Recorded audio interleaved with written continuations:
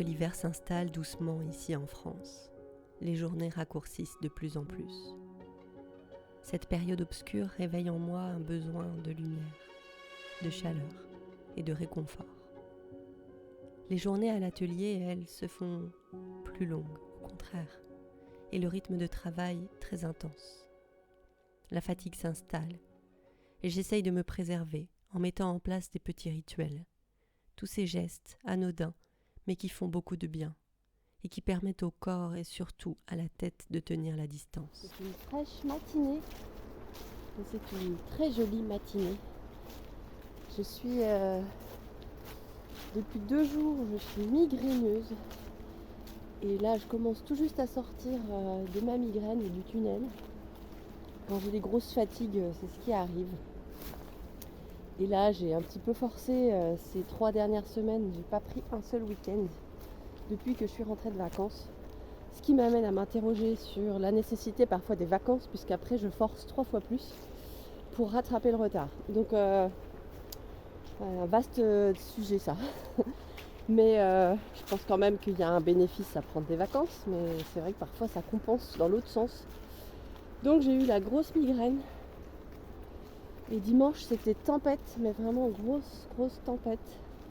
Toute la journée ça a soufflé et on a entendu ouh.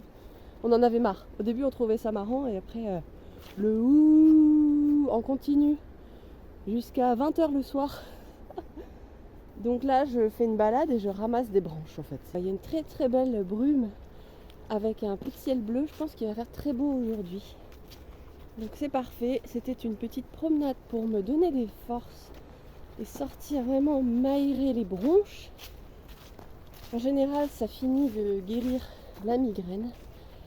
Et je retourne chez moi pour travailler dans quelques instants parce que j'ai du pain sur la planche. On est mardi, j'ai pas beaucoup travaillé hier lundi parce que j'étais vraiment pas bien le matin. Donc il va falloir être très organisé. À plus tard.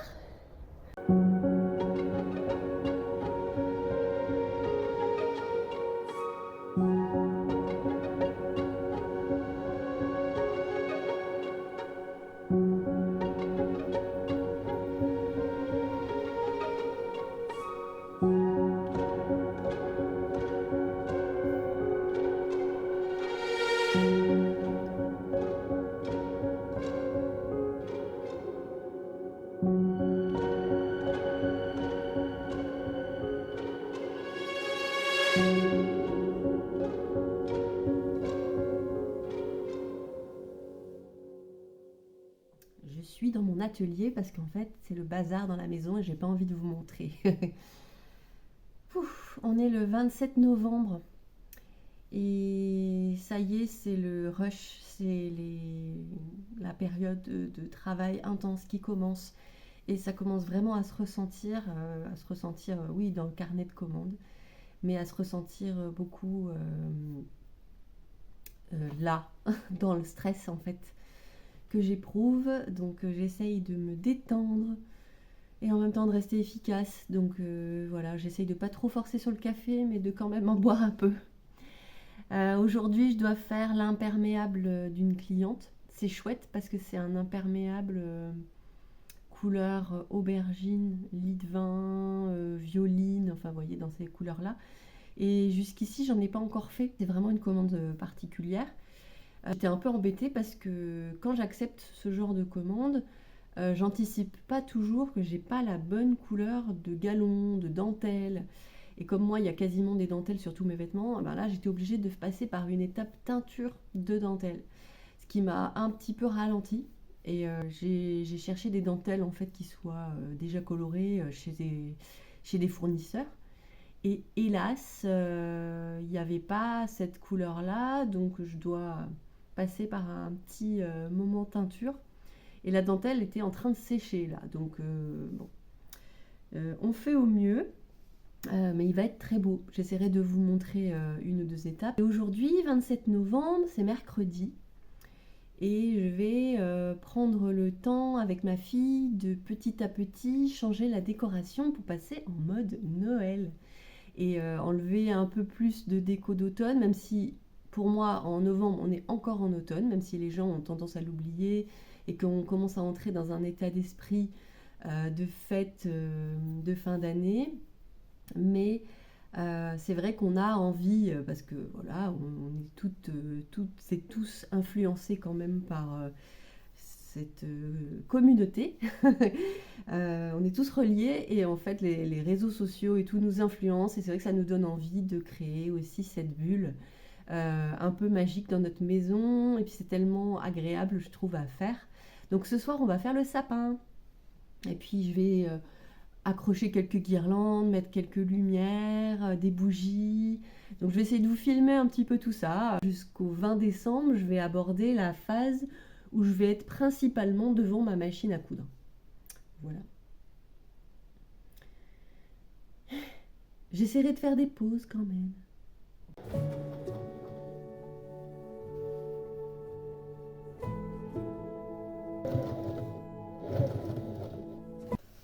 Elle est pas mal cette petite dentelle. Regardez ma teinture, finalement.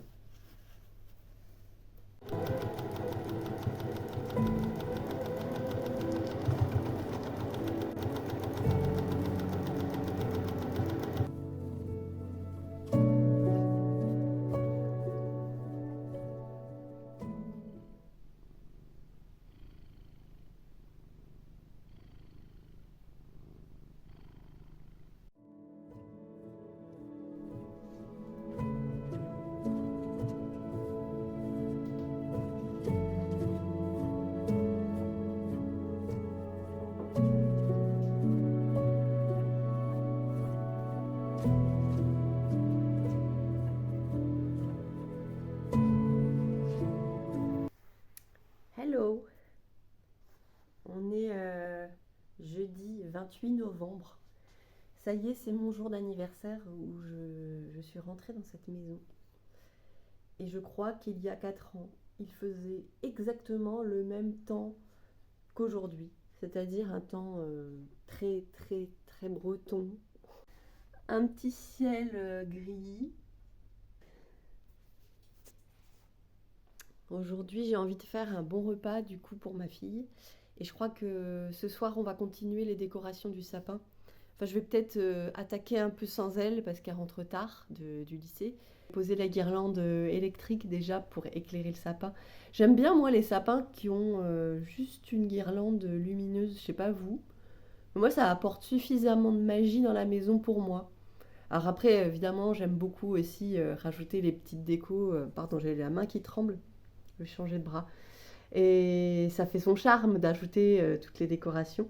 Enfin voilà, donc j'ai hâte. Hier soir, on était tellement fatigués qu'en fait, on a juste installé le sapin. C'est un sapin artificiel, moi, que je mets. Comme ça, chaque année, j'ai pas à racheter. J'avoue que je trouve ça un peu de l'argent foutu en l'air. J'arrive pas à dépenser une somme pour mettre un arbre ensuite au feu.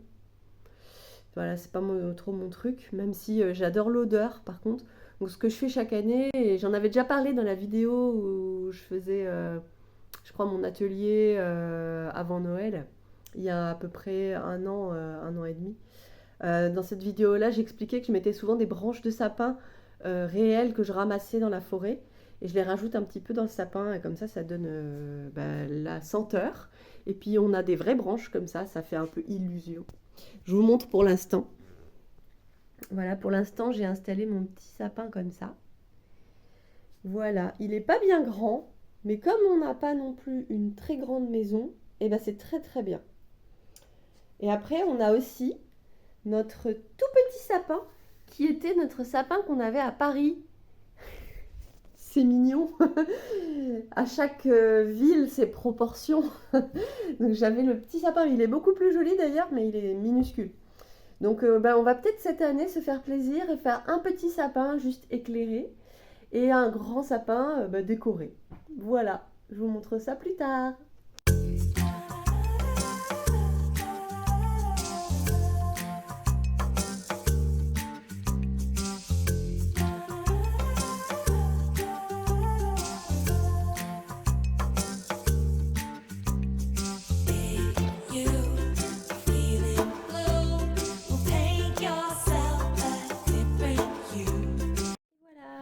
La lumière fut, c'est quand même joli, hein. Même sans décoration, je trouve que voilà. C'est efficace déjà juste avec les lumières. La magie est là. Nous pouvons commencer à installer les décorations.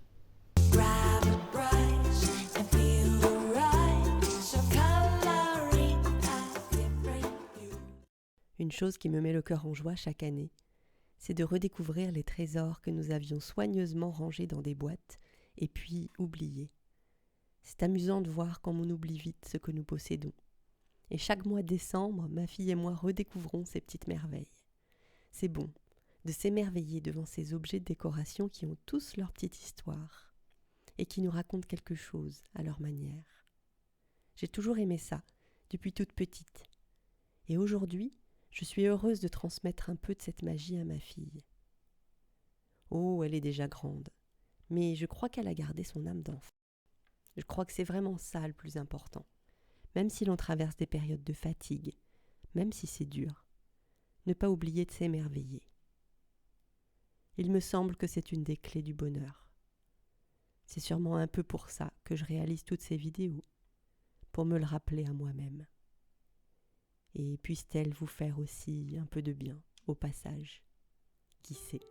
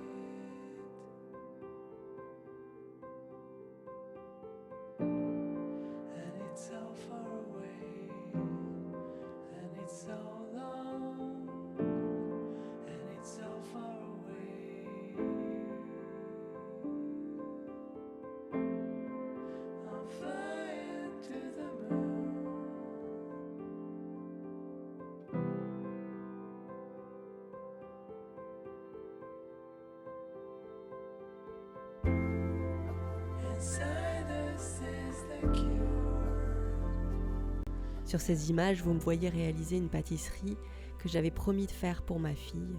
Depuis longtemps, je voulais lui faire des cinnamon rolls, la fameuse recette de petits gâteaux roulés suédois à la cannelle. C'est une sorte de pâte à choux et j'ai vraiment raté parce que la pâte n'a pas levé. Je pense qu'il y a quelque chose que je n'ai pas bien fait, je ne sais pas quoi. Ils étaient très bons quand même, mais la pâte est restée toute plate. Si vous avez des conseils à me donner, je suis preneuse.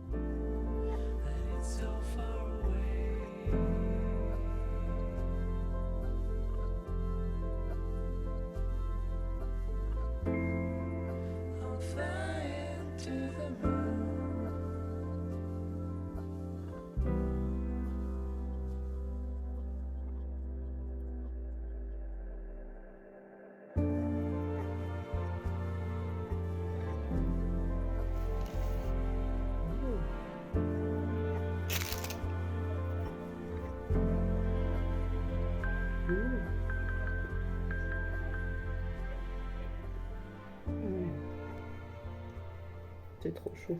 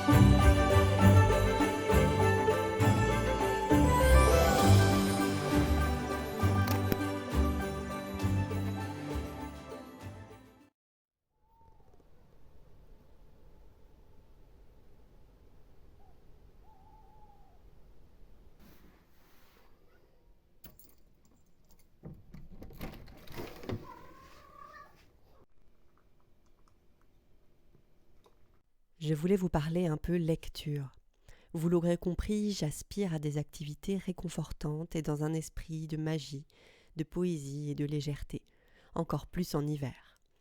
Il s'agit de la saga Anne Shirley, par l'autrice Lucy Maud Montgomery. J'ai découvert cette autrice grâce à la série Anne avec un E, comme beaucoup de monde, une série Netflix, que malheureusement ils n'ont pas continué. J'avais adoré. Forcément, tout était là pour me plaire.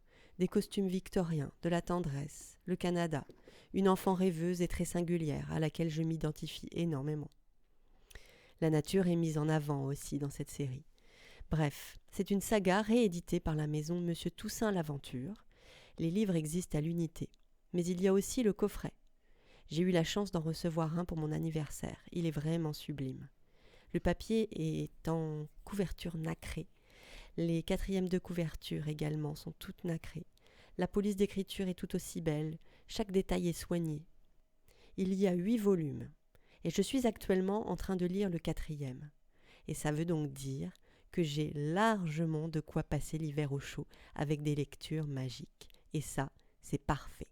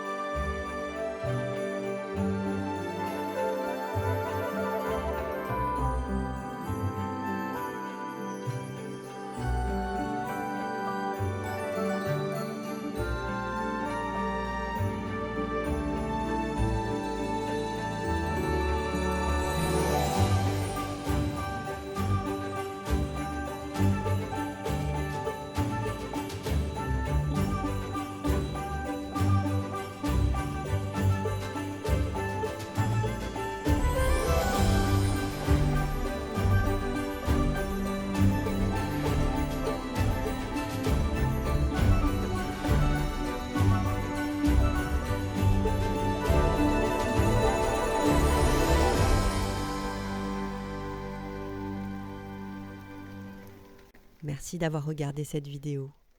Je vous souhaite une très belle journée ou une très belle nuit. Prenez soin de vos âmes d'enfants et je vous dis à très bientôt.